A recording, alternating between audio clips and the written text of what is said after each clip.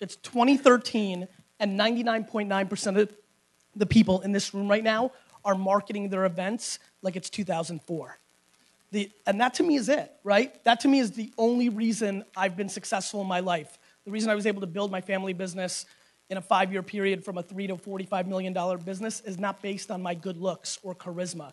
It's based on the fact that I understood where the consumer was in 1996 and where they were more importantly going to be in 1998. I think what I'm passionate about is that we get stuck in the ways we market.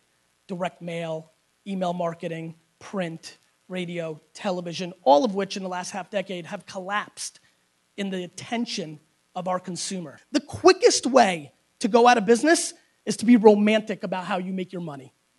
And I highly implore all of you to figure out that it is 2013. If you are not, as an event marketer, a full-pledged effort of storytelling on Facebook, Twitter, Pinterest, and Instagram at this moment, you are borderline not relevant to what's about to happen in the next 24 months. That's period.